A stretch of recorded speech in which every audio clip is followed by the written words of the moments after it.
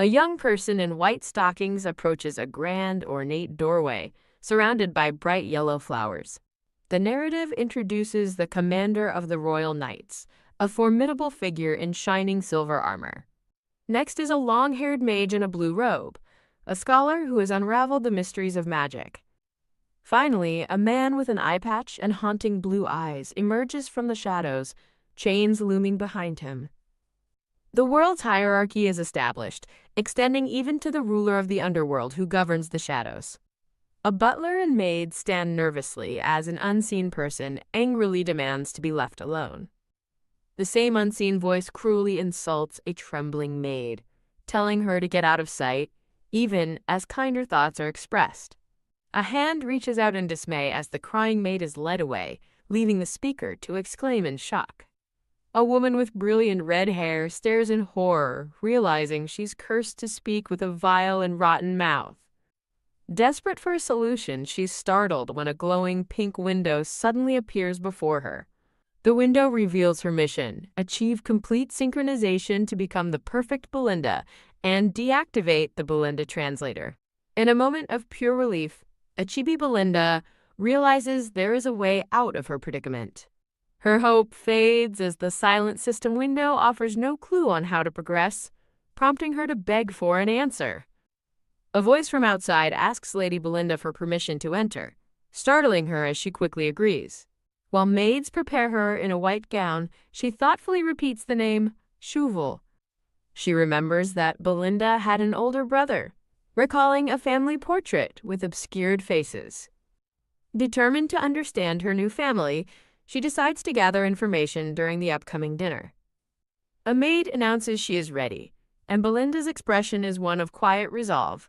Belinda stands fully dressed in an elegant dark gown, presenting a striking and formidable appearance. An unseen narrator reveals that Belinda is infamous throughout the kingdom as its worst troublemaker. Yet, she is also a stunningly gorgeous trendsetter, gracing the covers of magazines.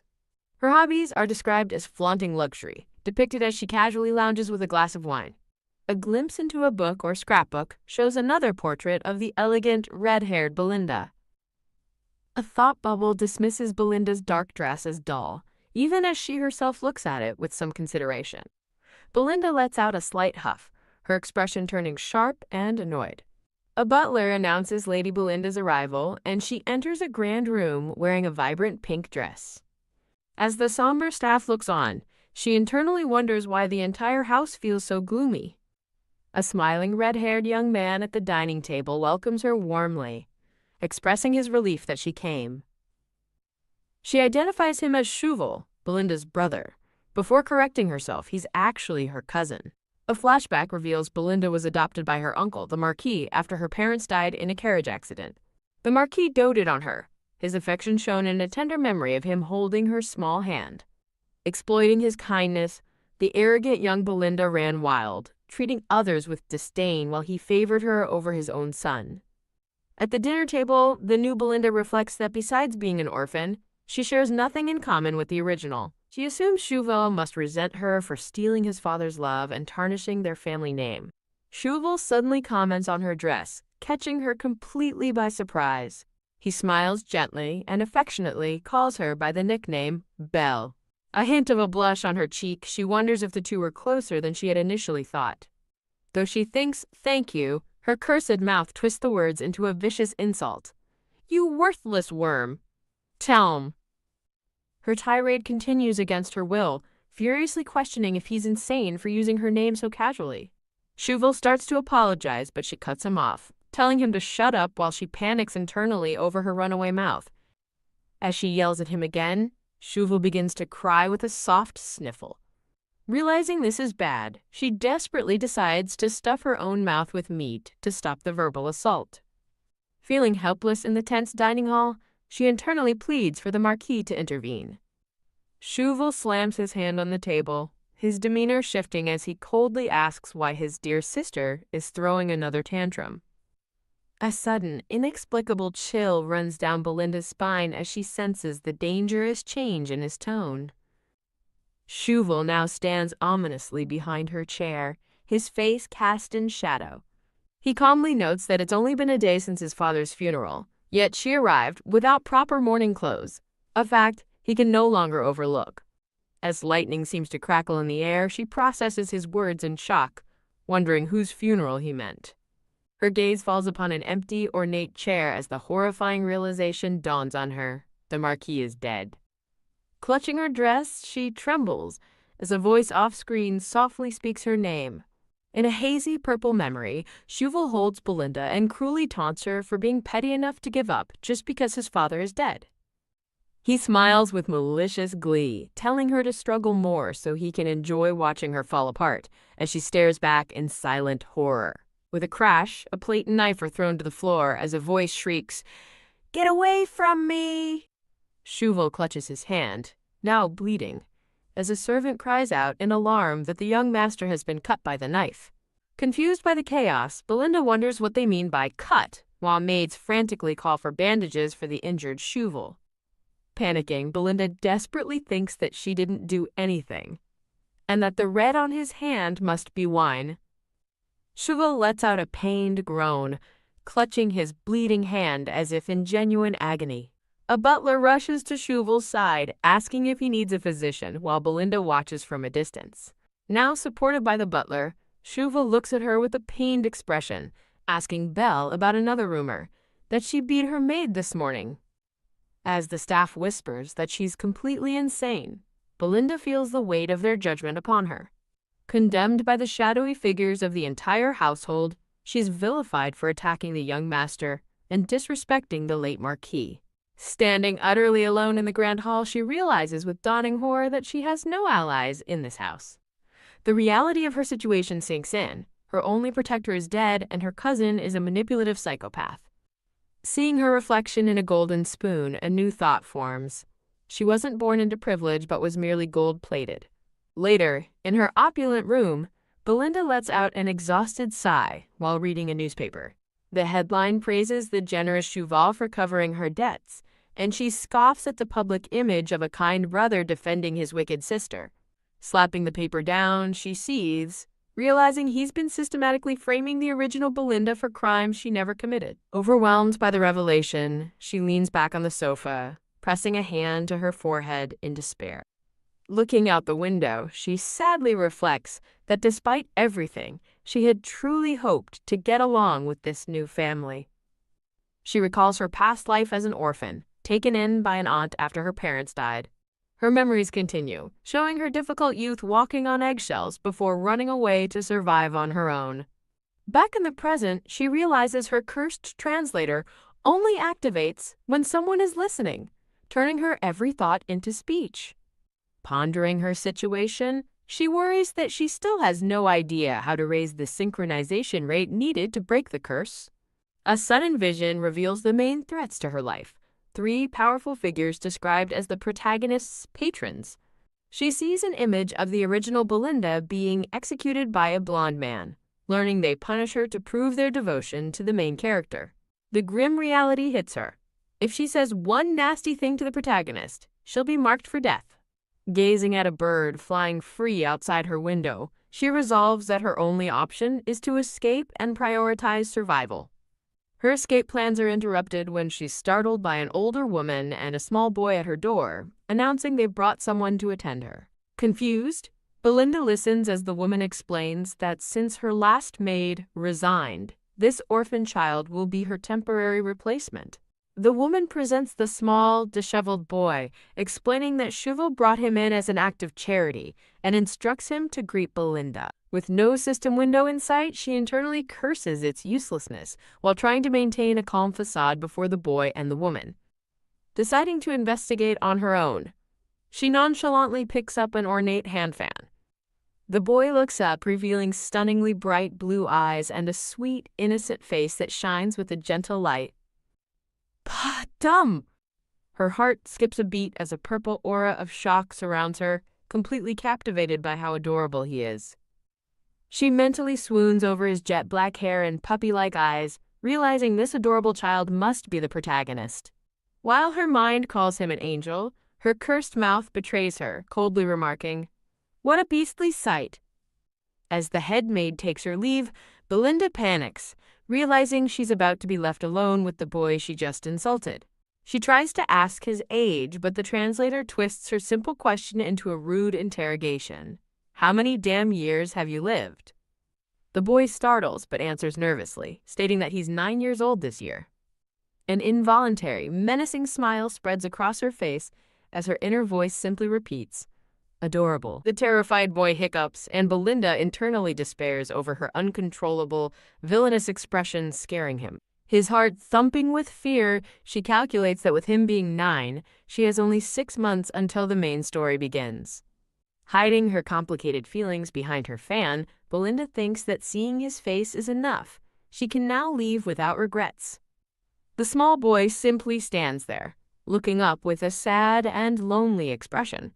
He hesitantly calls out to her, breaking the silence and catching her by surprise. Eager to prove his worth, the boy proudly declares that he can clean very well, even scrubbing floorboards until they shine. He continues listing his skills, from making furniture sparkle to hanging laundry, desperate to be useful. With his back to her, the small boy promises Belinda he'll do anything she asks. Tears welling in his bright blue eyes, he clutches his shirt and begs her to please let him work here. His desperate plea seems to strike a chord with Belinda as she quietly utters, "Ah." A flashback reveals her past life. A woman collapsing onto a bed in a Spartan room, exhausted from a joyless and grinding existence. But even in that bleak world, she found a small joy, smiling at a cute, "Happy Birthday" message on her phone from a sweet, illustrated character. Back in the present, Belinda realizes with a gentle smile that if she abandons this child, she'd regret it for the rest of her life. She resolves to walk away without looking back in 6 months, while the sad-faced boy sits below, unaware of her plan.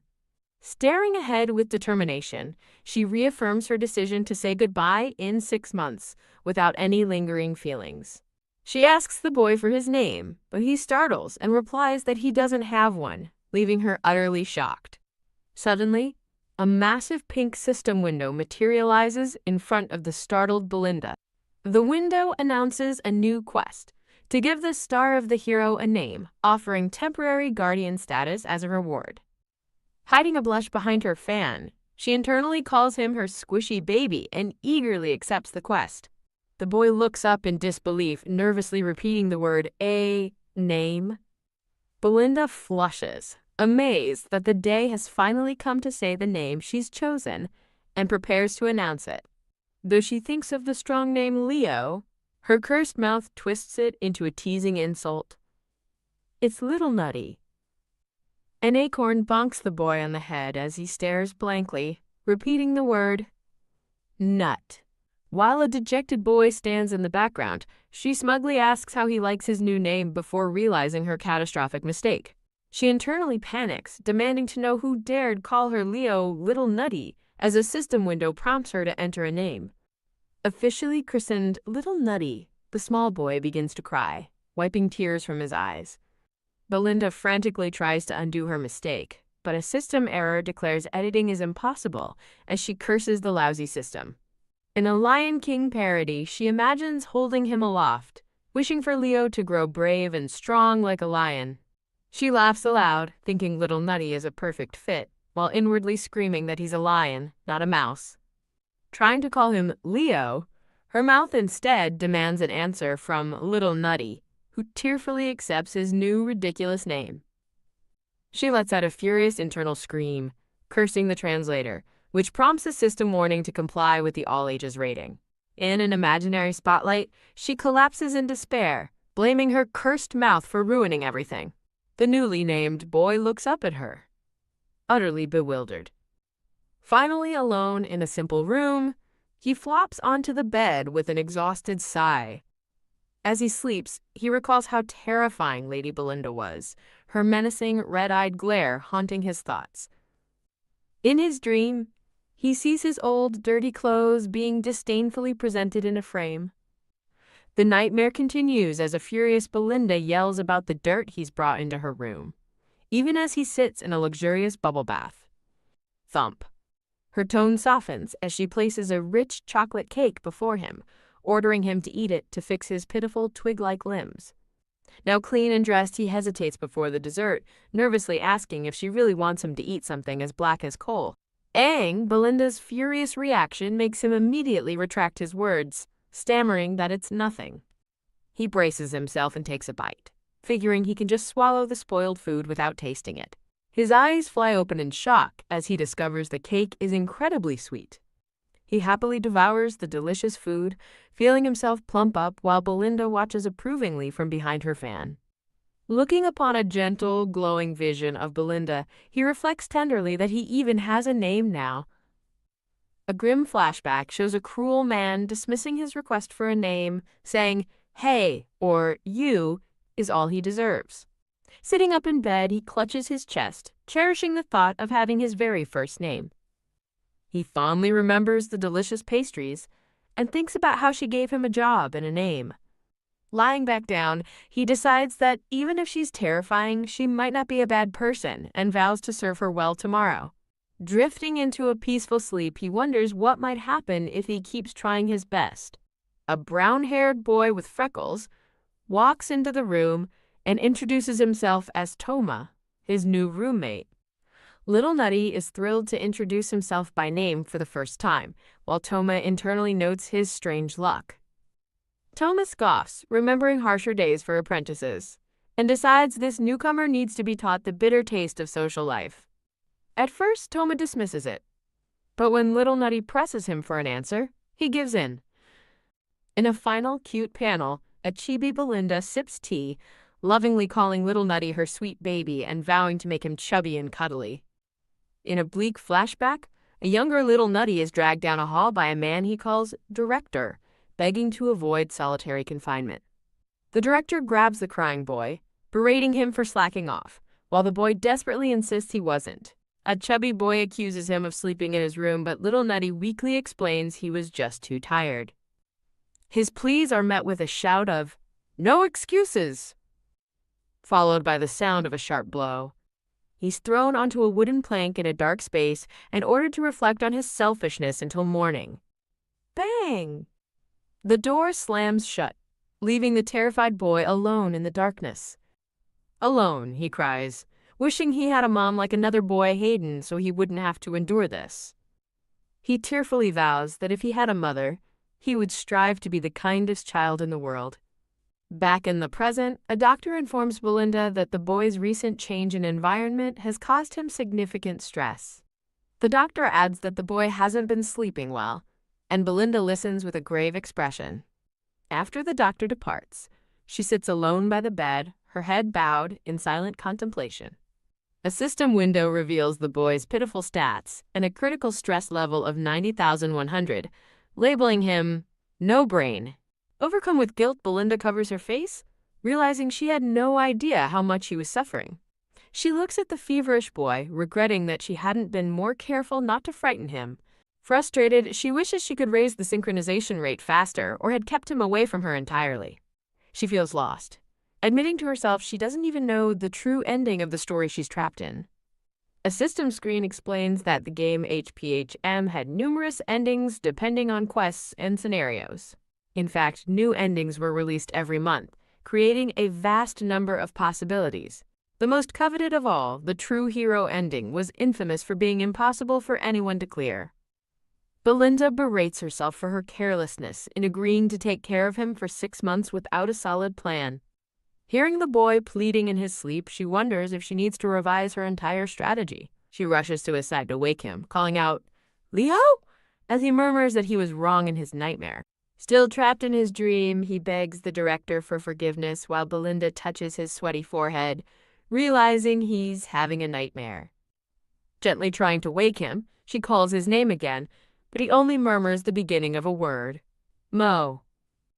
Her gloved hand rests gently on his cheek as he sleeps. He whispers the full word, "Mom," and Belinda's eyes widen in utter shock. Still dreaming, the boy calls out for his mom, his small hand reaching up into the air. He grasps at nothing, desperately asking where his mother is. Deeply moved, Belinda looks down at him, her previous cold resolve beginning to shatter. She stands over his bed, clutching her chest as a profound change begins to stir within her. Her thoughts flash back to her initial fear. In the game, getting involved with him meant death. But now, reaching for his hand, she sees not the game's hero, but a lonely child who desperately misses his mother. With a newfound gentleness in her eyes, she decides that she, and no one else, will fill that void for him. She tenderly takes his small hand in hers. Clasping his hand, she solidifies her new vow. She will become his protector while in Belinda's body. Sunlight streams through a grand window, heralding a new day and her change of heart. She gently strokes the sleeping boy's hair, quietly wishing her Leo sweet dreams. The scene cuts to a dark memory of her threatening glare, questioning if she needs to repeat an order. In the servants' quarters, Thomas sleeps peacefully in his bed. He suddenly jolts awake with a startled, "Huh!" Lying back down, he wonders if the new kid ran away, scoffing that a little scare was all it took. In a dream or flashback, Toma lies in bed, thinking with annoyance about the new boy's seemingly lucky life. He's startled awake by the real Lady Belinda, who icily accuses him of talking nonsense to the rats. The brown-haired boy, Toma, startles awake in bed, wondering who the young lady is that everyone was talking about. The red-haired Belinda scolds him from across the room, accusing the sprouted potato of daring to touch what is hers. Toma tries to steady his nerves, thinking his service to Lady Chauvel should protect him, and feigns ignorance of her accusation. With a swift motion, a white, high-heeled shoe lashes out. Wham! Belinda kicks the boy in the leg, leaving him stunned with shock and pain. She lifts his chin with her fan, coldly asking if he's forgotten the consequences of meeting her gaze. Leaning in, she begins a chilling threat about what will happen if he crosses her again. Her threat concludes with a menacing glare as she reminds him of the fate that could befall his neck. A pink system window announces her synchronization progress has increased to 1100 for fulfilling her villainous role. Satisfied after her confrontation, Belinda walks away from the servants' quarters, thinking it felt good to put him in his place. Trembling on the floor, Toma hears her furious parting thoughts, warning him he's on her list for daring to mess with her boy. The scene shifts as Belinda gives a thoughtful, a pink system window glowing behind her. As she walks away, two servants whisper about how Lady Belinda came all the way to their quarters just to cause a scene. Realizing how to properly act the part, Belinda smiles smugly behind her fan, understanding what must be done. In a furious outburst, she fully embraces her villainous role, screaming at her staff for being lazy. She then goes on a rampage, demanding servants roll out a red carpet, buy every item from a new collection, and even camp outside stores for her. A system window confirms her success, showing her synchronization progress has jumped to 7,100, and she celebrates the rising numbers. Reclining amidst her new treasure, she reflects that she simply had to act like the real Belinda and wonders if she has a hidden talent for tyranny. Eating a sweet, she steels her resolve, deciding that for Leo's sake, she will nail the villainous role no matter the risks. Elsewhere, a red-haired man at his desk writes with a quill, wondering if Belinda is on a rampage again. An assistant waits for orders as the red-haired man notes her renewed spirits after a period of quiet. He dips his pen into an inkwell, deciding to let her be since there's no reason to stop her. His assistant changes the subject, reporting that a letter from the notary confirms his arrival at the mansion tomorrow to address the will. Leaning back, the red-haired man realizes the identity of the heir will finally be revealed. Standing, he learns from his assistant that they have secured the loyalty of merchant guilds, ensuring their plans will succeed. He reflects on his past, revealing he has long pretended to be a kind, ambitionless simpleton.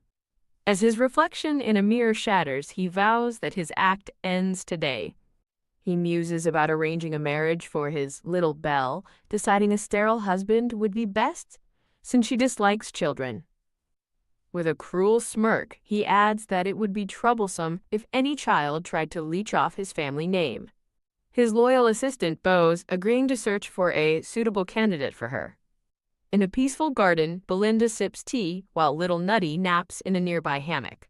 Little Nutty sleeps soundly and peacefully in the warm sunlight. Whump! Belinda is startled from her tea as Little Nutty suddenly tumbles out of the hammock. Panicked on the ground, The boy blames the comfy hammock for falling asleep, but Belinda coolly replies, "That was the point." As he apologizes profusely from the floor, she chides him for his lack of etiquette. He quickly scrambles into a chair, legs crossed primly, and nervously asks if his posture is okay. Hiding her amusement behind her teacup, Belinda internally squeals at how cute he is. Turning away, she remarks that he finally looks presentable, leaving him to wonder if she was just scoffing at him. She orders little Nutty to open his mouth, much to his blushing confusion. With a stern "now," she commands him, and a tiny, terrified version of the boy squeaks his compliance. A spoon is brought to his lips, and he obediently opens his mouth to be fed. As the flavor hits his tongue, his eyes fly open in a flash of brilliant surprise. In an imaginative burst, he finds himself on a giant lemon, marveling at the crunchy, meltingly gentle taste. He holds his blushing cheeks, overcome with a purely blissful and delightful expression. Back at the table, he exclaims that the treat is cold and super sour as Belinda orders him to finish his reward. As he eagerly agrees, Belinda clenches her fist, internally celebrating that he absolutely loves the lemon flavor her cursed mouth described.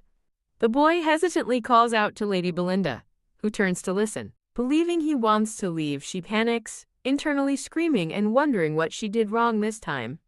He thinks back to his failures, remembering how he couldn't even shake out the blankets properly. He also recalls dozing off recently while she was being seen by the doctor. As he starts to explain, Belinda looks on with a deeply concerned and confused expression. With his head bowed in shame, he calls himself a useless servant who hasn't been able to serve her properly.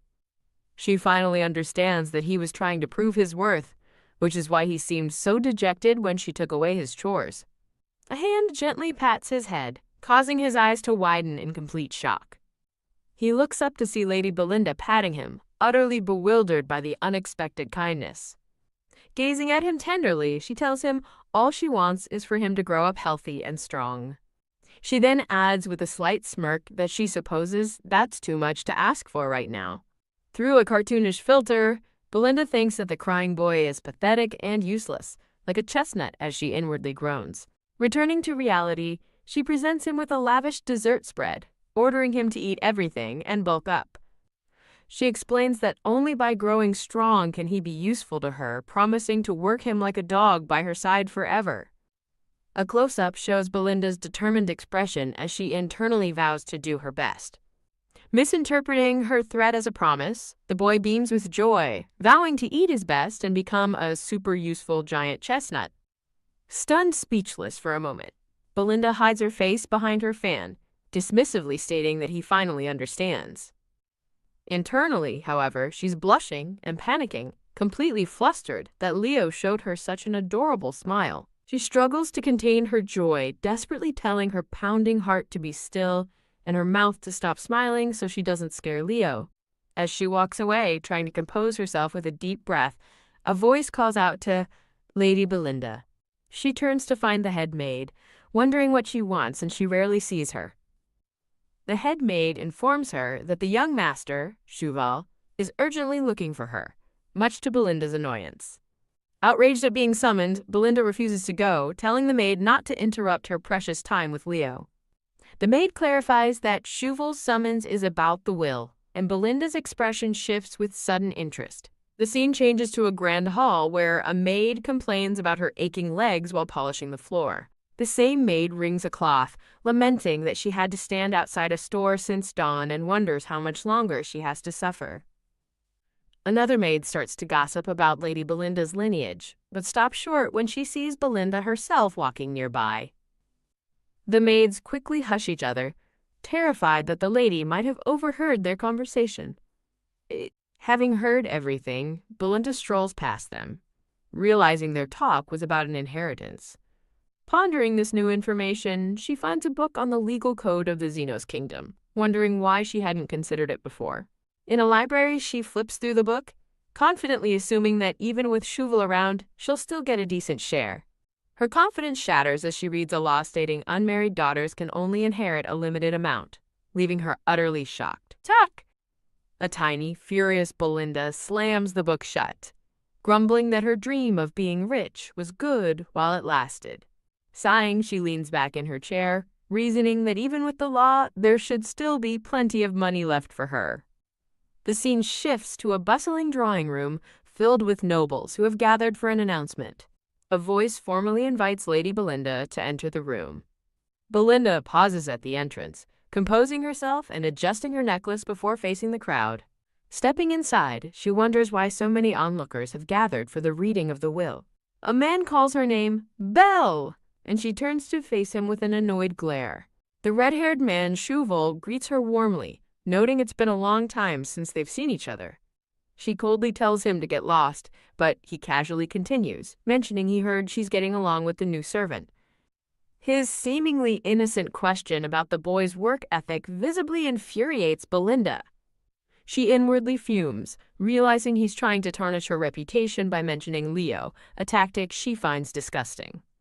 Misreading her fury, Shuval reaches out and asks if she's feeling unwell. Tuck! She sharply slaps his hand away, shocking him.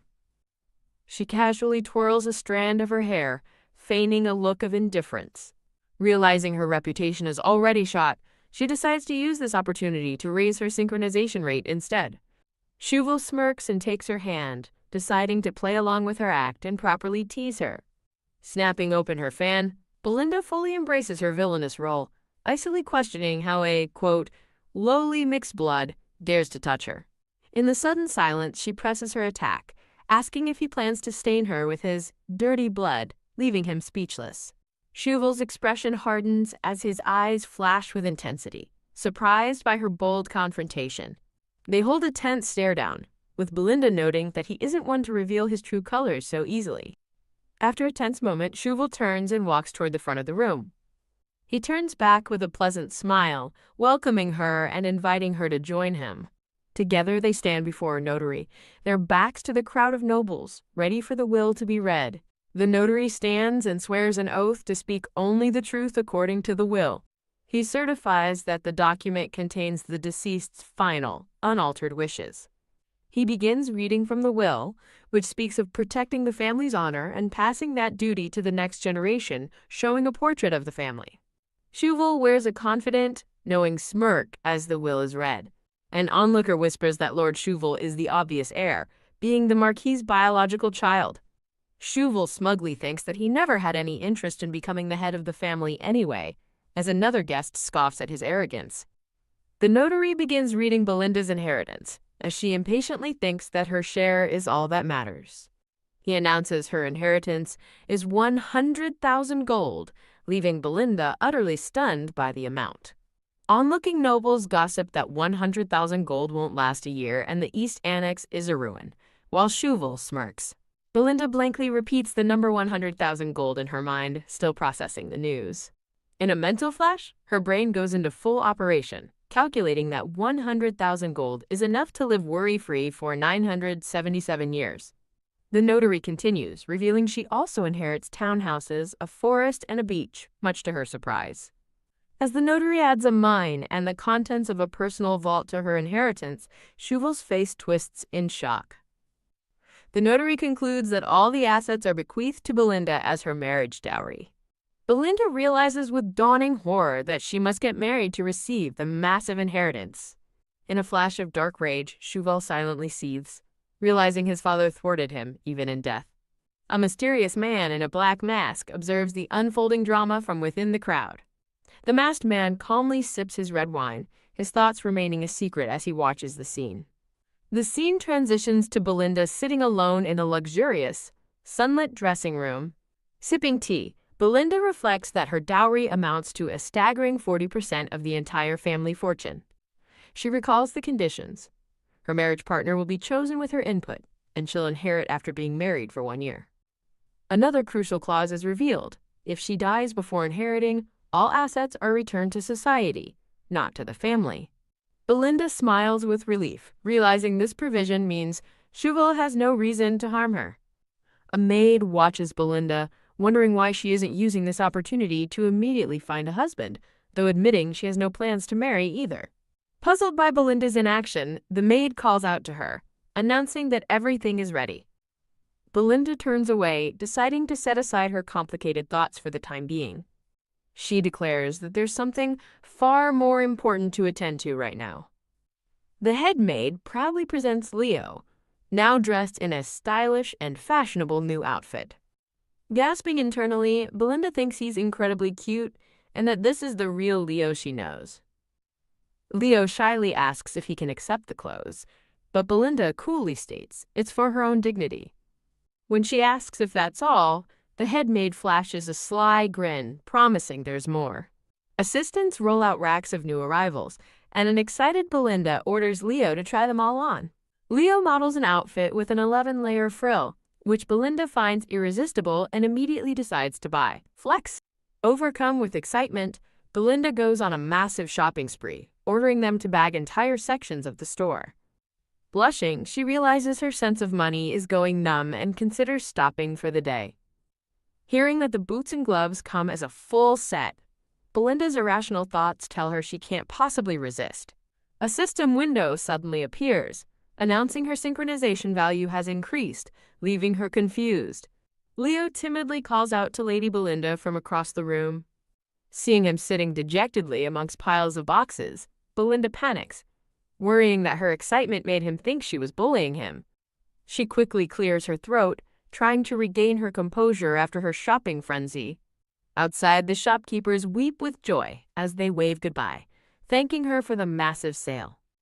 Belinda and Leo take a leisurely stroll through a beautiful garden in front of a grand white building.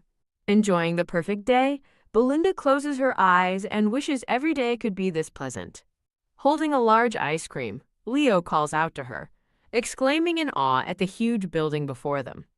Belinda's peaceful mood evaporates as she stares at the building, realizing this is the place from the game. She recognizes the grand temple, marveling that it looks exactly like the game's illustration. Realizing that that must be here as well, she turns her head in search of it. In the center of the courtyard stands a magnificent sword, encased in a large shard of shimmering ice. Belinda and Leo walk across a bridge, making their way toward the legendary weapon. A scroll explains the sword's lore, a holy relic sealed 700 years ago, essential for achieving the hero's happy ending. As Belinda reaches out and touches the hilt of the frozen sword, a sense of hesitation fills the air. A system message describes the sword as the hero's star, which will grant the title of hero to whoever can pull it. Belinda lets out a sigh, lamenting that the stats required to pull the sword are still ridiculously high. An infographic details the game's impossible challenge, maxing out 3 stats, 2 of which are opposing forces, a feat she and countless others failed to achieve. Looking at Leo, Belinda feels a renewed sense of purpose, realizing she can raise his stats now, long before the original story begins.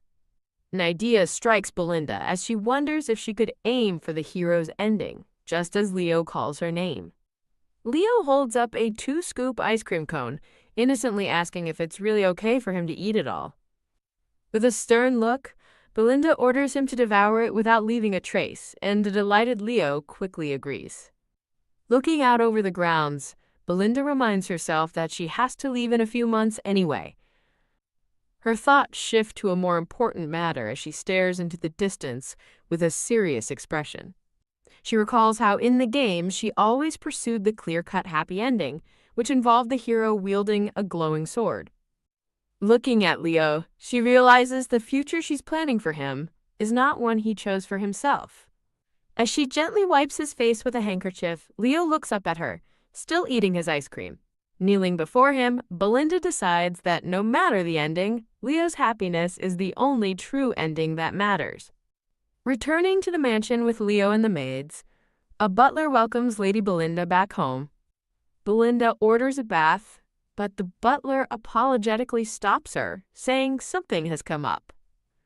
He informs her that a guest has been waiting, leaving Belinda with a questioning look. Standing before a grand set of doors, she scoffs at the idea of a guest, knowing the original Belinda had no friends. As the doors open, she glares forward, suspecting the visitor was either a mistake or sent by Chauvel. A mysterious man in a dark cape and a black mask stands in the sunlit room, his back turned to her. The masked man mistakes her for Lady Blanche, and Belinda notes his deep voice with annoyance. Facing the tall, imposing stranger, she racks her brain, wondering if a character like him ever existed in the game. The man apologizes and introduces himself as Alan Penadel, here on behalf of the Grand Duke Valuashtan. Alan formally states he has come for the young lady by order of His Grace, the Grand Duke of Valuashtan. Spotting a familiar crest on his shoulder, Belinda realizes he truly is from the infamous Northern Grand Duke's house. A game interface appears, detailing an ending where Leo joins the Valuashtan Ducal Knights, an option she recalls is fairly easy to achieve. She remembers the lore. The Valuashtan family guards the continent's northern barrier against demonic beasts, earning them the title of Demon Grand Duke. The chilling rumors resurface in her mind. The current duke wears a mask to hide a hideous face and slew his own family to seize power. Alan stands perfectly still, his masked gaze fixed upon her. Belinda shudders, feeling a murderous aura from him that seems fitting for a servant of the Demon Grand Duke. Now seated, Alan apologizes for his mask, explaining it's a rule for all Northern Knights when outside the duchy. She dismissively waves off his explanation, demanding to know what a knight from the backwater north wants with her. Alan remains composed under her glare, promising to be brief. He announces that his liege desires ownership of the Harrington mine and has a proposal for her, which leaves Belinda shocked. She immediately recalls that the Harrington mine in Valuashtan was one of the key assets listed in her dowry. Sipping her tea, she muses that news travels fast, with people already trying to claim her dowry before she's even married. Confident in her position, she tells him to state his terms, assuming it must be a worthwhile deal. As she coolly sips her tea and asks to hear the offer, Alan places a formal document on the table before her. He proposes a contract marriage with His Grace, followed by a divorce, causing Belinda to spit her tea out in shock. Flustered and sputtering, Belinda can't believe he's proposing divorce while presenting a letter of proposal. Her mind reels with questions. She understands they want her dowry, but a pre-planned divorce is a confusing tactic. Alan explains that after 1 year of marriage, when she inherits the dowry, she simply needs to transfer the mine to Valuashtan. He assures her that nothing else will be requested, as she listens intently from her gilded chair.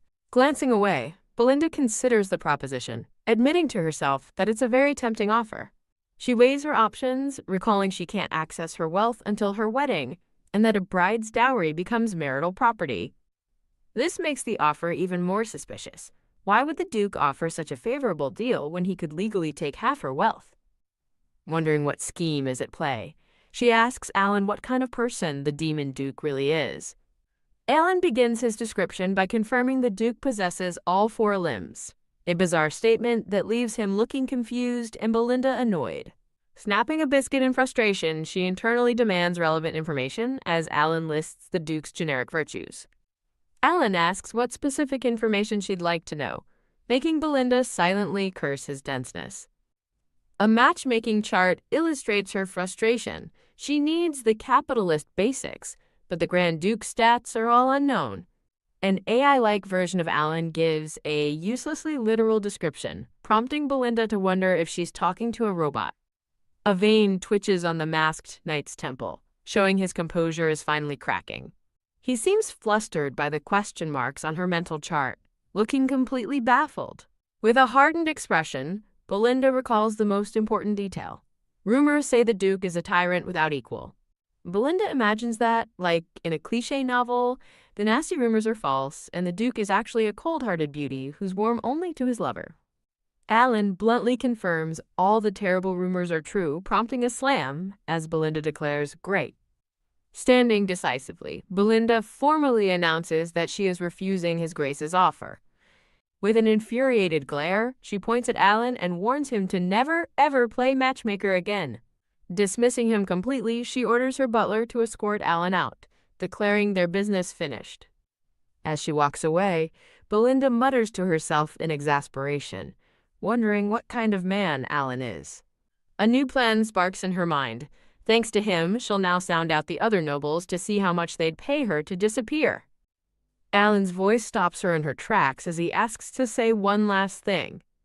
Belinda whips around with a startled and annoyed expression. She gasps in shock, finding Alan suddenly standing right in front of her and wondering how he moved so quickly. His gloved hand swiftly moves to gently touch her chin. Alan's fingers graze the red jewel of her choker as he quietly asks where she got her necklace. Startled by his sudden closeness, Belinda demands to know what he's doing, and he simply apologizes. A terrified Chibi, Belinda admits to herself that his actions scared her, as she thought he was about to punish her for refusing the proposal. Regaining her composure, she asks about her necklace, and Alan cryptically replies that the design suits his taste. Touching the choker, Belinda questions his statement while recalling that it has been on her body since the day she was reincarnated. Seeing his flustered reaction, she silently questions his taste in lace chokers on thick, manly necks. Alan asks if she would consider selling the necklace, but she flatly refuses and tells him to leave, claiming he's exhausted her. As he stands behind her, Alan announces that he will be staying in the capital for a while. Through the closing doors, he instructs her to contact the Valuashton townhouse if she reconsiders the proposal, ending with a soft, "Please take care of yourself." Now, in a new floral dress, Belinda looks forward with resolve, thinking, so this is it. Standing before a grand old building with Leo and the head maid, she identifies it as the annex where she will now be staying. Belinda orders the maid to open the door so she can have a look inside, and the maid promptly obeys. A gasp as she beholds the lavish interior, she muses that while the outside is old, the beautiful inside was worth her trouble. She calls out to Leo, who is nervously peeking through the doorway, asking why he hasn't come in yet. Leo stammers that he's hesitant because everyone says that things appear in the annex. When Belinda asks what's supposed to appear, a terrified Chibi Leo, surrounded by cartoon ghosts, squeaks out, "Goo, goo, ghosts." Belinda scoffs, thinking that in a world of magic and spirits, ghosts aren't entirely out of the question. With Leo watching nervously, she pulls back a heavy curtain to reveal the view from the window.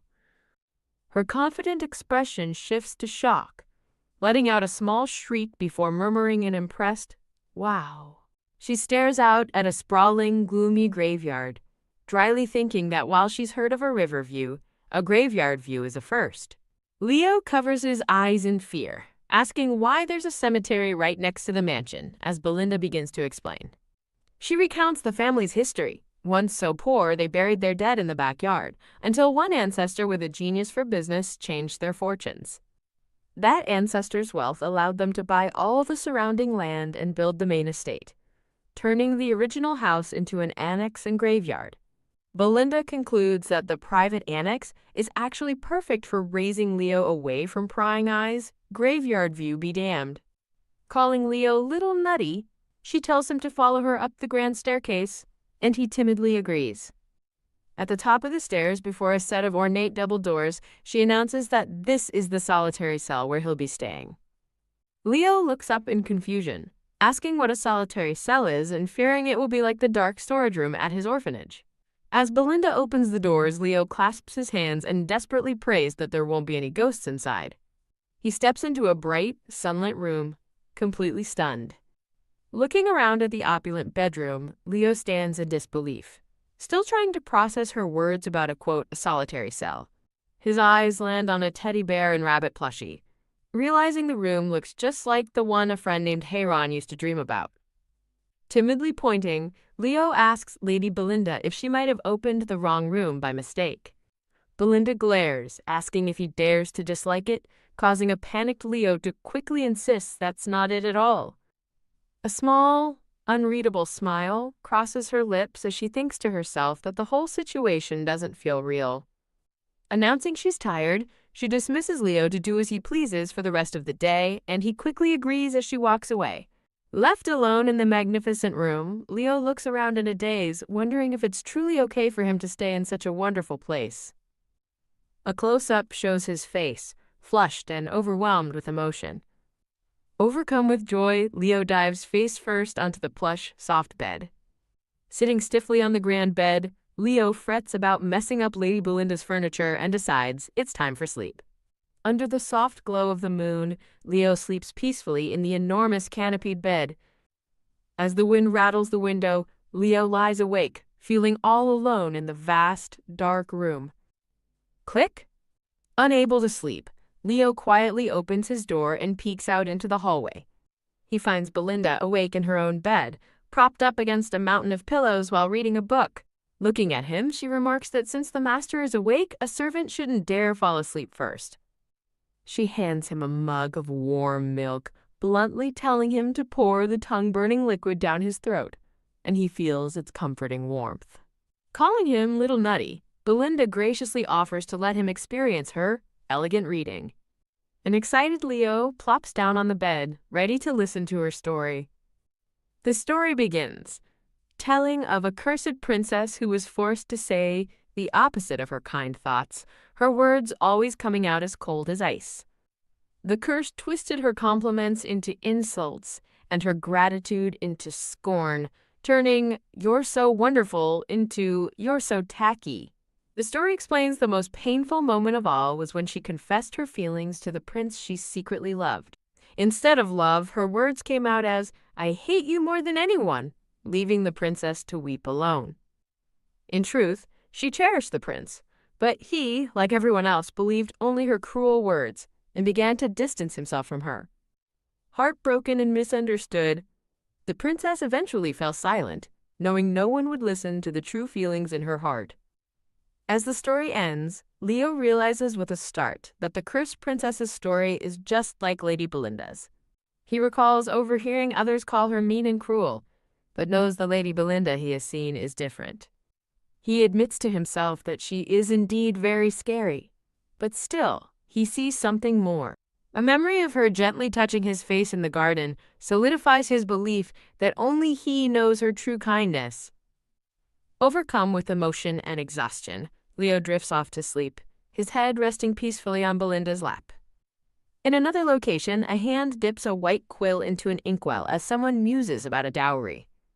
A red-haired man sitting at an ornate desk remarks to his subordinate that the old man truly thought everything through.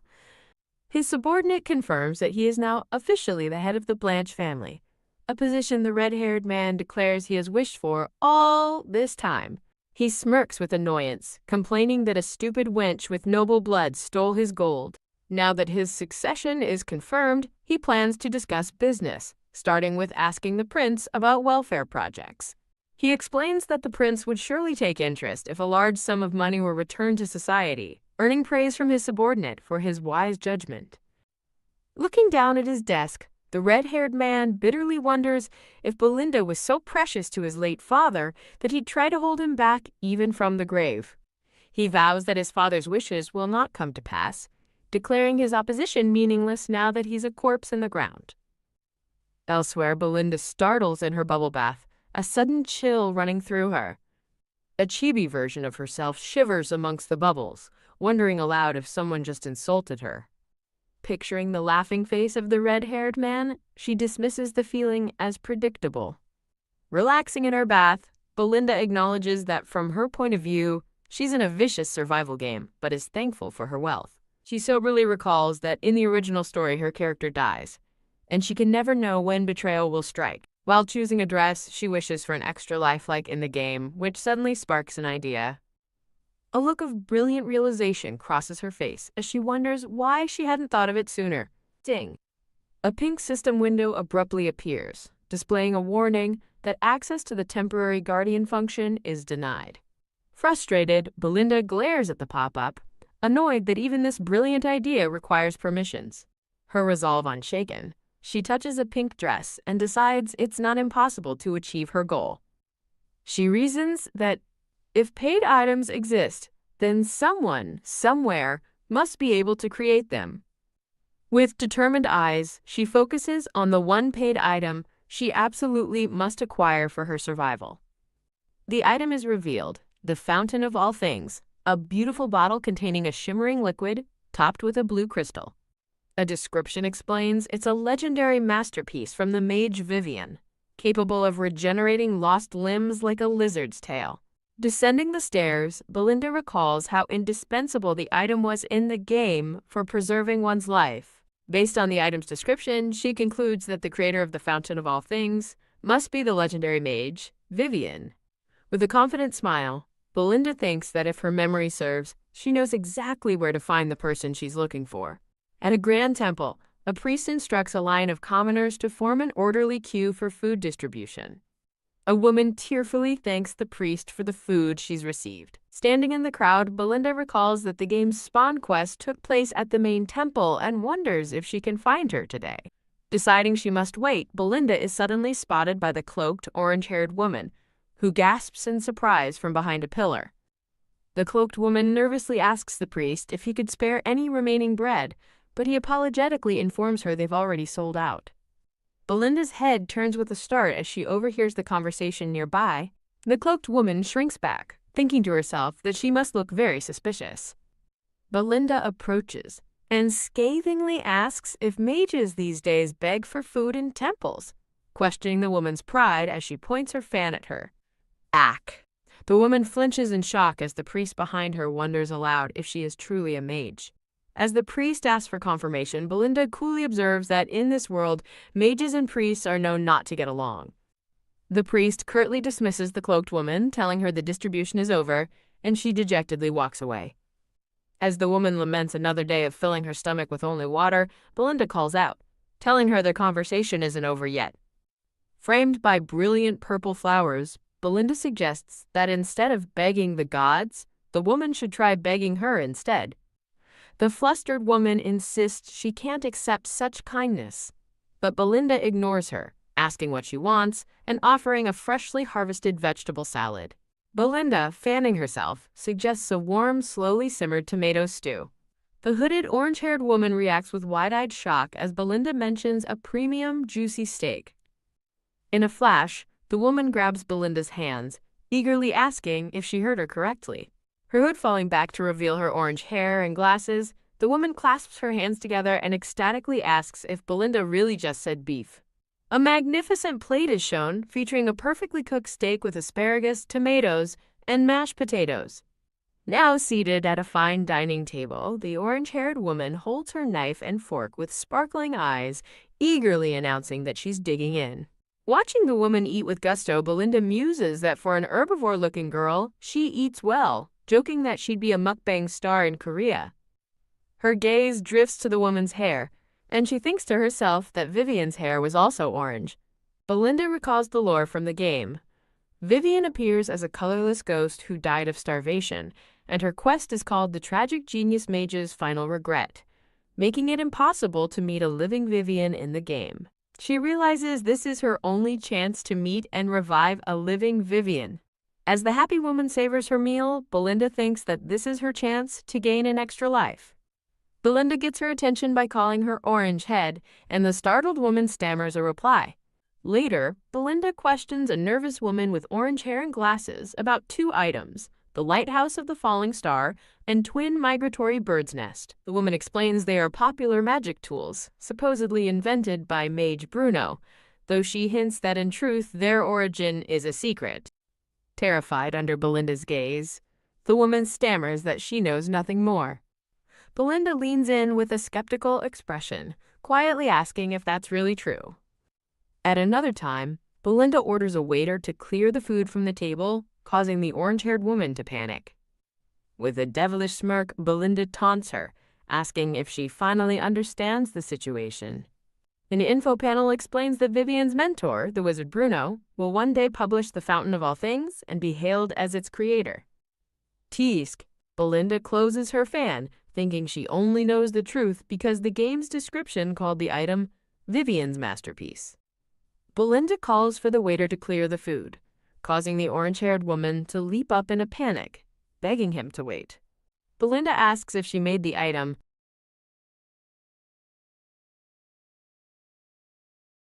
Belinda cynically tells the orange-haired woman to inform the chef the steak is delicious due to the beef's quality, not her cooking skills, leaving the woman dismayed. The orange-haired woman laments that as a poor commoner, she couldn't afford her own research equipment. The orange-haired woman reveals she surrendered all rights to her inventions to her master for the privilege of studying under him, shocking Belinda. Wham! Belinda slams her hands down on the table in frustration. Composing herself, Belinda makes an offer, asking how much Vivian is currently being paid. Vivian clarifies that as an apprentice, she isn't paid at all and only receives room and board. An exasperated Belinda questions why a wizard with supposed room and board is begging for food at the temple. Vivian weakly explains that she has to eat a little too much as Belinda sighs, thinking it's unbelievable how Bruno not only made her work for free and took all the credit, but also let her starve to death. Vivian smiles gratefully, saying that thanks to her master, she's able to research all she wants. She concludes with firm loyalty that she could never betray him. Belinda looks on with a complicated expression, thinking that as a commoner, Vivian likely had no other choice but to rely on her master. She reasons that she can't just ignore the situation, otherwise Vivian will starve to death, just like in the game. With a pained expression, Belinda thinks that while she didn't want to go this far, she has no choice. Belinda smiles kindly and says she understands, promising not to stop her if that's what she wishes. The confused Vivian looks on as Belinda tells her that if she ever wishes to change the owner of her collar, she should seek out Belinda Blanche of the Blanche family. Standing proudly amidst a backdrop of roses, Belinda declares that unlike Vivian's master, she is kind to competent and obedient dogs.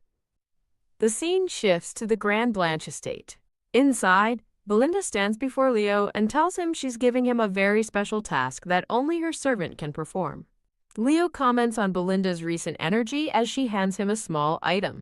Belinda carefully holds a beautiful peacock feather quill. Belinda instructs Leo to sit at the desk, where a peacock feather quill awaits. Leo, wide-eyed, nervously questions if he is to study. Leo looks up, his eyes sparkling with innocence and surprise. Belinda instructs Leo to copy her, and he enthusiastically agrees. Leo diligently writes his own name, impressing Belinda with his neat handwriting even though he doesn't realize what he's writing. Belinda, in chibi form, proudly observes Leo's excellent progress. Leo looks worried as Belinda announces he will learn 3 words daily and take weekly tests. Belinda playfully threatens to smack Leo's head if he fails, making Leo blush and beg her to forget the last time.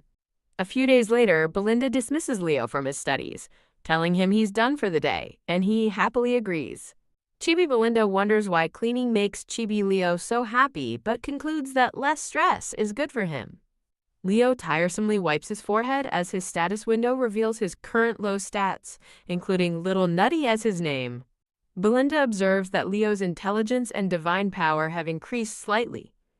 Belinda recalls a day before the Holy Sword, regretting that she never asked Leo about his dreams. Belinda reflects that for a child like Leo, without adult support, even dreaming is an act of courage. Belinda and Leo ascend stairs together, step by step, as Leo confidently runs ahead. Belinda wishes that someday Leo will have the strength to make his own dreams real. Belinda resolves to raise Leo's stamina, divine power, and mana stats to 100 each. Belinda realizes she needs help raising Leo's divine power and mana, thinking Vivian would be perfect for magic but hasn't contacted her. Belinda, frustrated that Vivian hasn't responded, decides to visit the Mage Tower herself soon. Belinda begins gathering study materials in a library, wondering what Leo might enjoy reading. Belinda looks surprised as she examines an old book, realizing something important. Belinda finds a surprising book titled Abilities That's Shown in the History of the Kingdom. Belinda ponders the nature of abilities as she reads the book. A hooded figure is shown radiating power as text describes how those with abilities react and change the world differently. The book introduces Ophelia, a white-haired woman with a nurturing ability, surrounded by animals in a field. The Nurturer ability allows plants and animals to grow astonishingly healthy and special. Belinda is shocked to see the Blanche family crest on the document, realizing someone in her family also had an ability. An abstract visual represents an ability to control unseen, unknowing, and will-less forces. Belinda ponders if an ability controlling such unseen forces truly deserves to be called the ability of the throne. Chibi Belinda exclaims wow, finding the ability incredibly cool despite not fully understanding its meaning. Belinda reads that abilities are inherited and appear in childhood, dismissing the idea that she could have one without anyone knowing. Belinda stands in a grand hallway, observing that it looks like it will rain all night. Belinda thinks about putting Leo to bed, then notices a mysterious silhouette of a man in the distant hallway. Belinda questions the identity of the silhouette man, wondering if it's a servant, as she had instructed them not to come upstairs. Lightning flashes brightly outside a window, illuminating the stormy night. The reddish-brown-haired man greets Belinda, calling her Belle, which shocks her, and she identifies him as Chevelle. Chevelle asks Belinda about her marriage business. Chevelle smiles, revealing that many replies to Belinda's marriage proposals have arrived and that her plan to divide assets in case of divorce was a clever move. Chevelle asks Belinda if she truly believed her plans alone would keep her safe. Belinda looks distressed, visibly trembling. Belinda's hand trembles as she desperately thinks she needs to leave, but her body remains stiff and unable to move.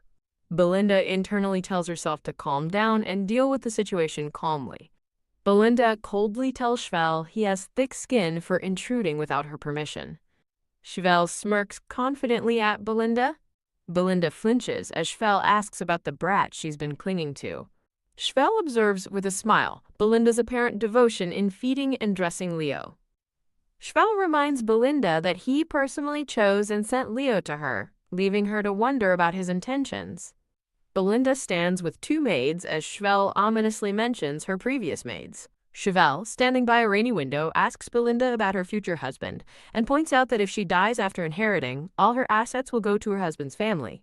Chevelle, the reddish-brown-haired man, questions Belinda if her future husband could truly be her ally, his remark landing with a talk.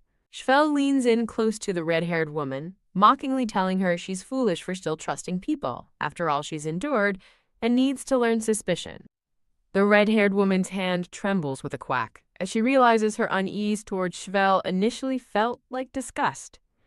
Belinda's internal world shatters as she acknowledges the trembling she feels is not disgust or anger, but a profound fear of Chevelle. The red-haired woman clutches her hair, her face strained with deep distress. The red-haired woman flinches, letting out an ugh as she realizes this bastard is the cause of her torment. A thought bubble explains that this past torment was the real reason Belinda tormented Leo so much. In a series of flashbacks, Belinda reflects on how her inability to trust anyone, despite her dowry, prevented her from marrying.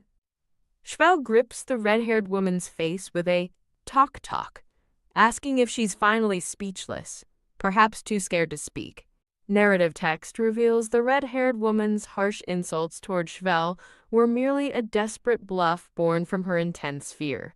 Belinda's purple eye gleams with a determined glint as she prepares for something more. The red-haired woman suddenly kicks Chevelle in the backside, ripping his pants with a loud pyack. Chevelle cries out ugh in shock and pain from the unexpected attack.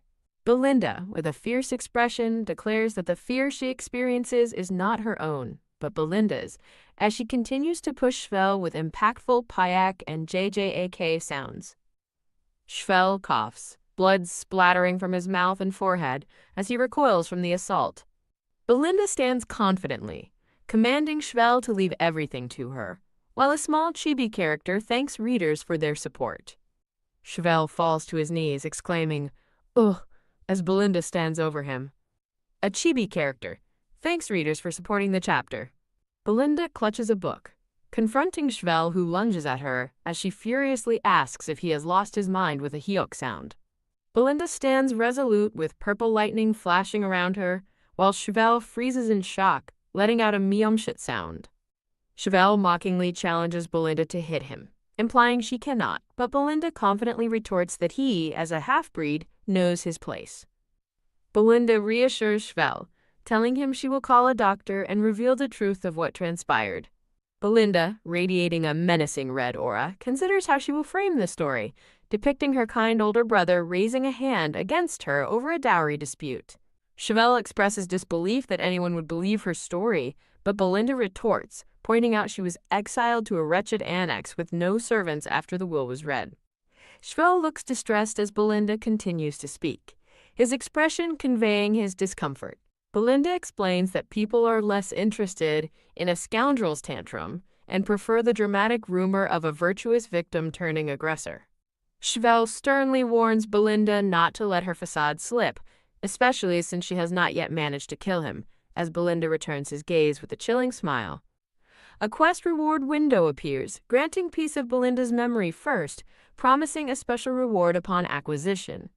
Belinda smiles with deep satisfaction, exclaiming finally as she reflects on how everything happened at once, faster than she expected.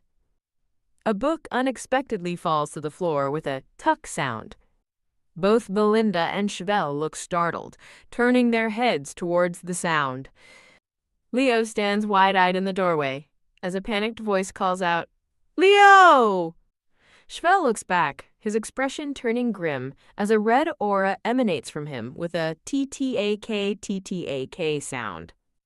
Belinda's hand firmly clasps Leo's small hand, a powerful Teopik sound symbolizing their connection. Belinda stands protectively in front of Leo, who peeks from behind her, her stance resolute with a sook sound. Chevelle lets out a PFFT, his smirk returning despite his injury. Chevelle throws his head back, laughing mockingly at the sight of Belinda protecting Leo. Chevelle observes that Belinda has found something precious, stating that people grow stronger when they have something to protect, making Belinda realize she let her guard down with a JAK sound. Chevelle addresses Leo, asking his name.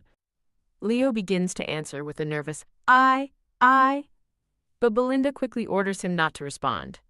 A chibi character provides a promotional message. Chevelle, with a sinister smile and a yoke sound, states, "Let's go!" As Belinda and Leo stand together, Chevelle's red-bordered thought bubble reveals his twisted joy that Belinda found something precious, making it all the more worth taking away. Belinda walks away, holding Leo's hand, who looks up at her with concern, their steps making a SSOG sound. Belinda, with a determined expression, asserts that Chevelle hasn't even managed to kill her yet, while Leo wonders why Lady Belinda would say something like that. Leo, looking worried, wonders if Lady Belinda had a fight with the head of the family. A close-up shows Belinda's hand trembling, a deal sound, as Leo thinks, "Lady Belinda."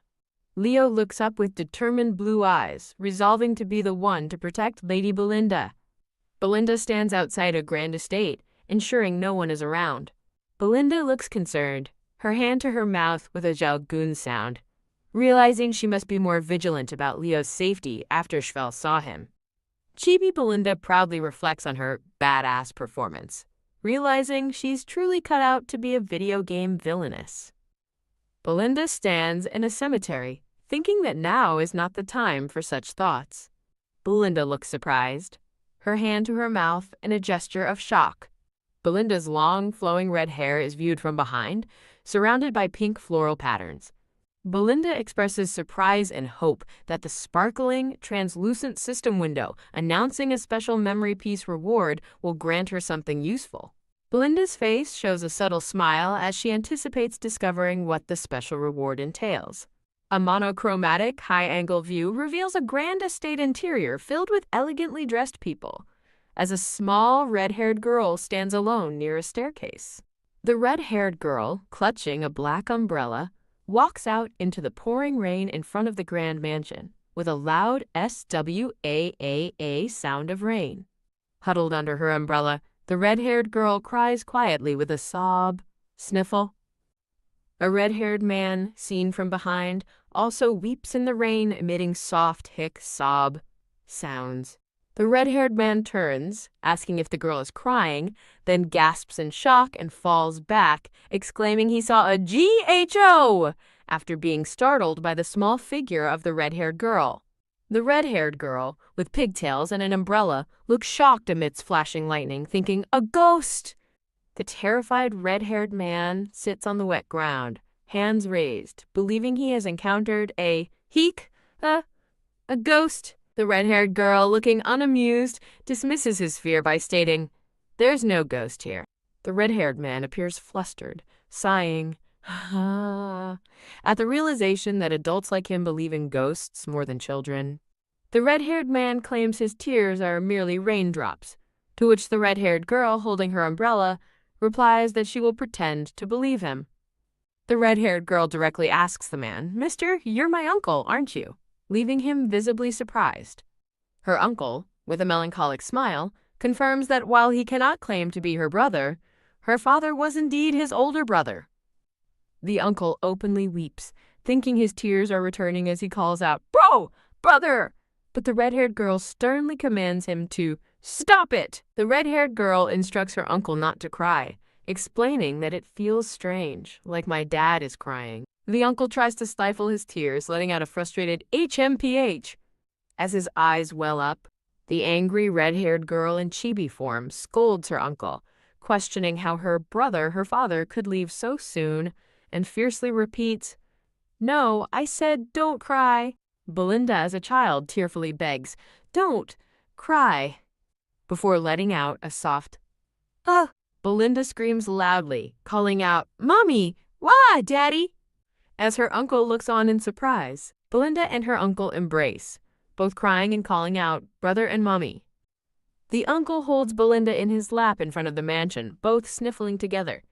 The uncle offers comfort to Belinda, telling her, "Here, HMPH, go ahead," but she continues to cry out, "Wah." The uncle apologizes for showing such a pathetic sight, and Belinda reassures him, saying, "It's okay." Belinda looks down sadly, revealing her thought that no one cried for my parents. Belinda quietly thinks so it's okay, as her uncle looks at her with concern, calling her by her name, Belinda. A low shot through the bushes shows the uncle in the distance, indicating a moment of quiet reflection or departure. The uncle tells Belinda he has to leave now, prompting her to ask, "Now already?" A male hand gently pats Belinda's head, offering a tender farewell. The uncle looks down at Belinda with a gentle smile as he pats her head, affectionately calling her Belle. Belinda, now slightly older and seated at a dining table, earnestly requests her uncle to be my guardian. Her uncle dramatically spits out his drink in shock, surrounded by question marks, upon hearing Belinda's request. The uncle, looking surprised, questions, "Guardian?" Belinda firmly confirms her request, explaining that there are too many leeches clinging to my family like mosquitoes. Belinda elaborates, stating she needs someone who's sound and not greedy for money.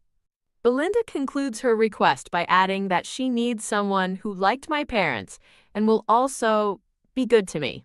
Belinda formally asks her uncle to become my legal father, leaving him in contemplative silence. Belinda gestures for everyone to please step back as two maids and another man move away in the background. Her uncle, visibly flustered, tells Belinda, You can't just say things like that carelessly." The uncle expresses his concern that becoming her legal father would make me the head of the family, wouldn't it? The uncle thinks with extreme discomfort, "Ugh, I can't do it. Just the thought of it makes me sick," while Belinda calmly observes him. The uncle tries to gently decline, stating he is satisfied enough just being your uncle, but Belinda angrily shouts, "No." Belinda throws a full tantrum, kicking and screaming, I don't want it," demanding, "Be my dad, become my dad." "No, Belinda, this isn't such a simple matter. Please, please, please, don't be my uncle, be my dad." Belinda, in the midst of her tantrum, yells her own name, "Belinda," from the floor. "You!" The uncle kneels down to Belinda's level, looking concerned as she sits on the floor. The uncle checks Belinda for any bruises, scolding her that it's dangerous to throw a tantrum on the floor. With a gentle smile, the uncle instructs Belinda to throw her tantrums on the bed next time and promises to wait until she is ready to talk. Belinda smiles brightly as her uncle gently holds her hand, but regretfully tells her that, "I can't grant your wish this time."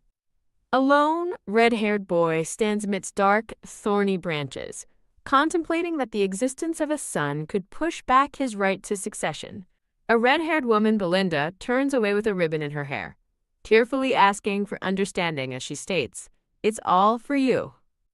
Belinda holds the hand of the red-haired man, her uncle, who seems surprised as she questions if he was kind to me. A younger, tearful Belinda with striking red hair and purple eyes angrily demands to know, "Why were you so kind to me?" if her request was to be denied. Young Belinda's memory replays the brown-haired man diligently watching over her in bed all night, making her question, "Why did you stay up all night to watch over me when I was sick?" Belinda recalls more moments, questioning why the brown-haired man always tried to have dinner with her and kissed her forehead every night before bed. Belinda sobs uncontrollably, feeling betrayed, crying that her uncle made her so weak. And she would have been fine. If I hadn't had you, uncle. Belinda's red-haired uncle looks concerned, calling her Belle, while Belinda questions if she is a bad kid, but insists she wants to be his real daughter. A hand slams down with a sharp sound, conveying sudden impact or frustration. Belinda, in a rapid burst of movement, runs away from her red-haired uncle, who urgently calls out, "Belle, wait!" Belinda lies sadly on her bed, declaring, "I'm not going to talk to Uncle anymore." A gentle knocking is heard at the door, followed by a soft voice calling, "Belinda." The red-haired man, Belinda's uncle, stands by the door, calling out her name, "Belinda." Belinda's red-haired uncle, with a solemn expression, reflects on having told her about his wife who died giving birth to our daughter. "Didn't I?" Belinda's red-haired uncle, with a tearful eye, confides that he doesn't think of her as his niece, but as the daughter I lost along with my wife. Belinda lies, facing away, in an ethereal space, thinking with melancholy. Is that not enough? The red-haired man, Belinda's uncle, stands by a window, looking troubled and deep in contemplation. The red-haired man's eyes widen in dawning realization, accompanied by a soft sound of clarity. A chibi Belinda peeks mischievously from behind a wall, asserting, "I don't believe it." Chibi Belinda, with a determined expression, demands proof that I have become Uncle's real daughter to truly feel at ease.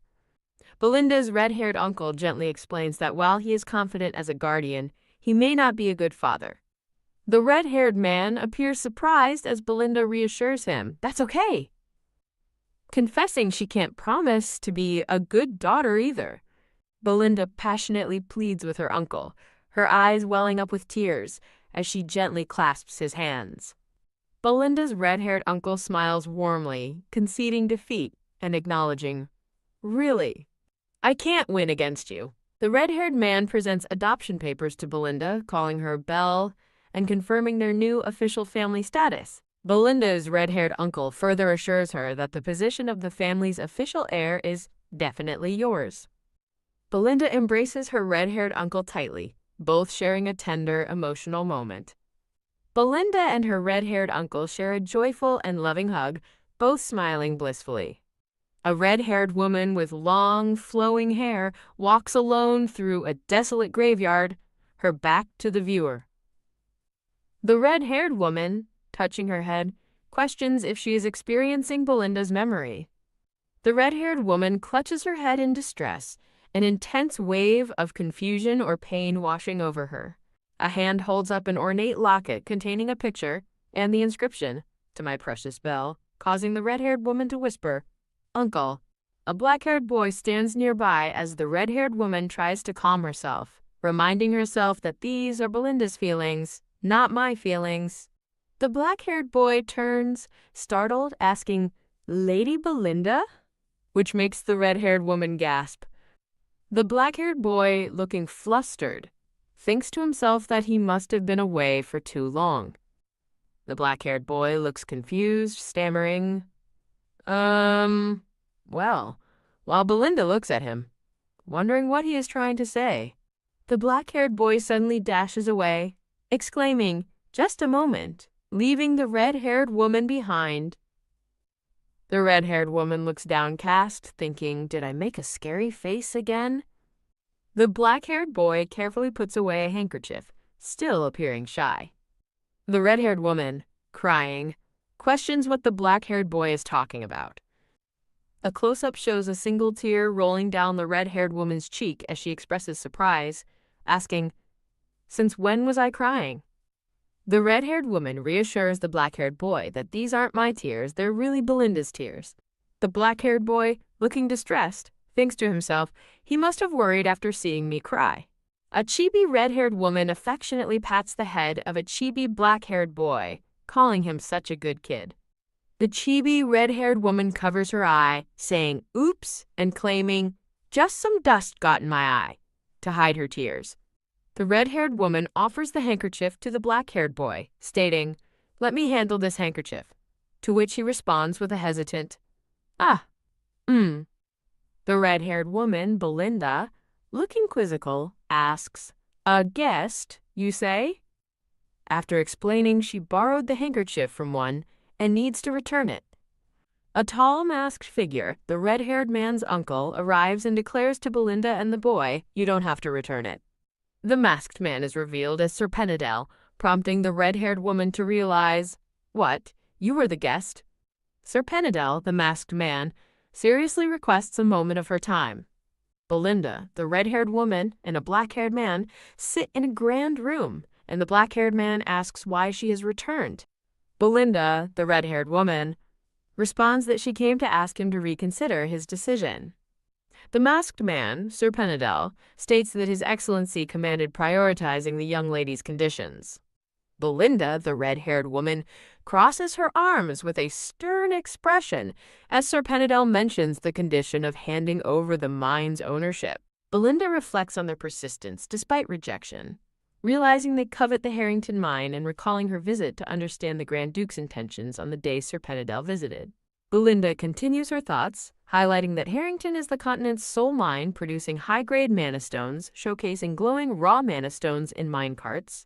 Belinda, the red-haired woman, addresses someone, likely Sir Penadel, with a formal "sir." Belinda's thoughts reveal that within the Harrington mine lies a gate connected to the demon world, showing a dark, corrupted mine entrance with dark tendrils. Belinda's thoughts explain that demonic energy from the gate mutates minerals into mana stones and surrounding creatures into demonic beasts, depicting a fearsome wolf and an orc-like monster. Belinda further thinks that the Blanche family granted exclusive demonic beast hunting rights to the Valois-Sten family while profiting from selling mana stones, with images of overflowing treasure chests. Belinda, the red-haired woman, questions how the reclusive Valois-Sten could possess a kingdom-wide merchant group, unlike the Blanche family. Belinda, the red-haired woman, thinks about the Archduke, who lacks sales routes, questioning his motive for wanting mine ownership while Sir Penadel, the masked man, is shown. Sir Penadel, the masked man, declines to reveal the information, stating he cannot tell her about it. Chibi Belinda, the red-haired woman, glares, thinking that he won't tell her easily, while a chibi masked man remains silent. Belinda, the red-haired woman, looks troubled, contemplating that she would normally chase him out, but Schubel's recent activities are concerning her. Belinda recalls the game's various endings for her character, noting numerous instances of accidental death.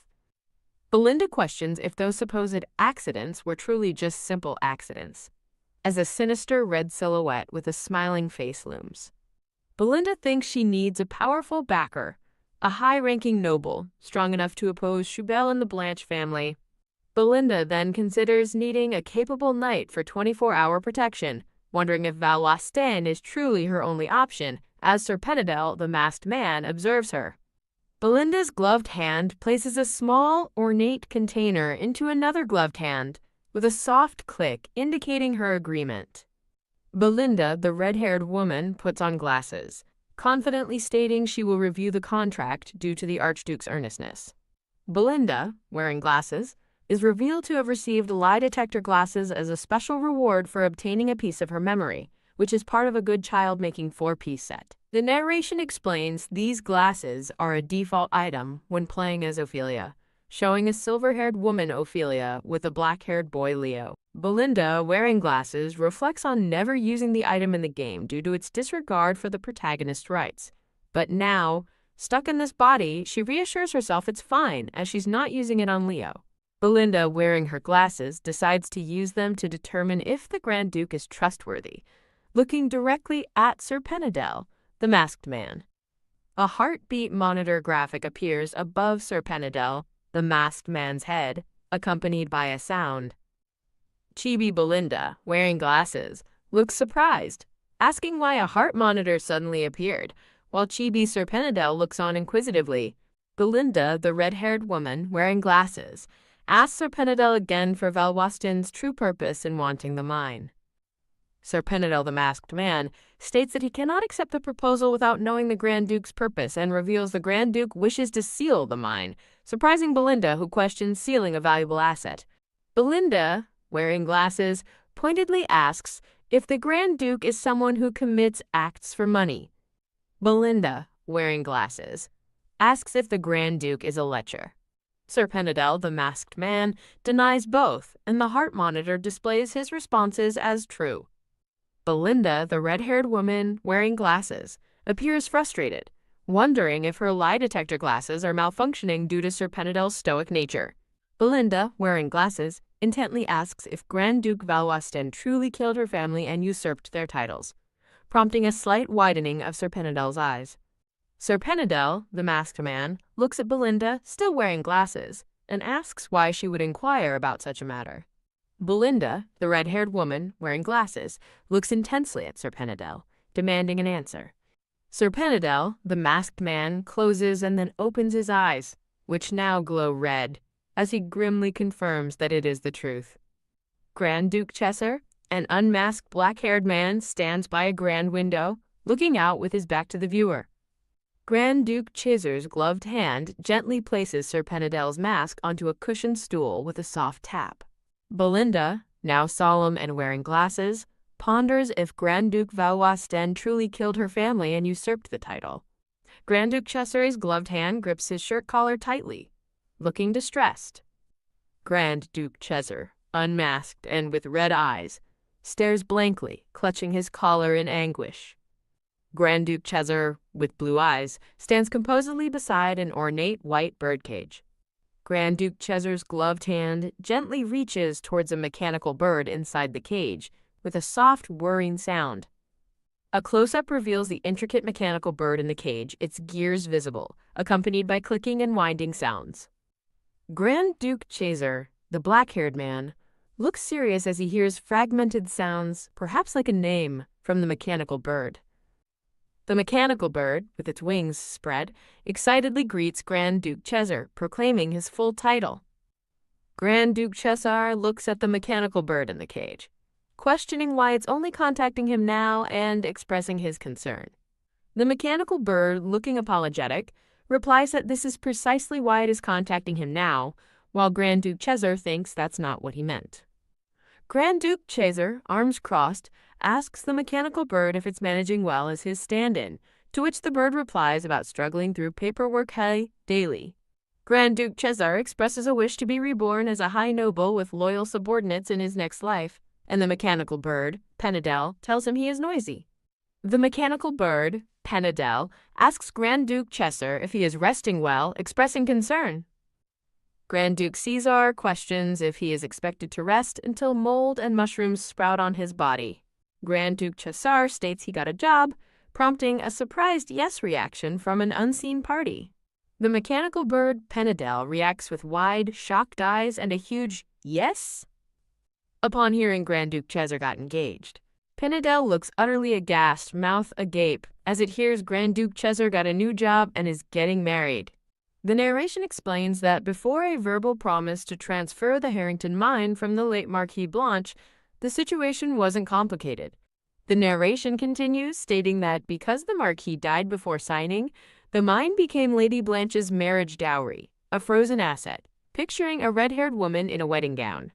The mechanical bird, Penedel, senses something bad has happened and declares it will go to the capital immediately.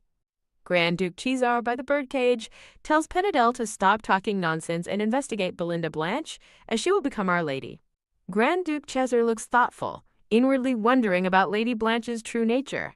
Text describes Lady Blanche as a tall, hulking figure, able to defeat beasts and enemies with a glare, shown with a fierce red-haired woman. The mechanical bird, Penedel, excitedly recalls how they once tried to guess Grand Duke Chesser's ideal type. Grand Duke Chesser points and jokingly promises to push for an engagement with such a lady if he meets her in the capital.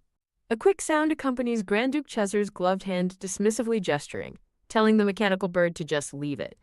A sound marks the mechanical bird shrinking and deactivating within the elegant cage, becoming small and still. Grand Duke Chesser stands by the now silent bird cage, relieved that it's finally quiet. Grand Duke Chesser looks solemn, pondering the concept of marriage. Grand Duke Chesser observes the red-haired woman, Belinda Blanche, at a gravesite, musing that the kingdom's greatest villainess he met was different from the rumors. Grand Duke Chesser, now partially masked, watches the red-haired woman quietly mourning, questioning if the vast difference between rumors and reality implies intentional slander. Grand Duke Chisar, unmasked, seriously contemplates that someone went out of their way to smear Belinda's name.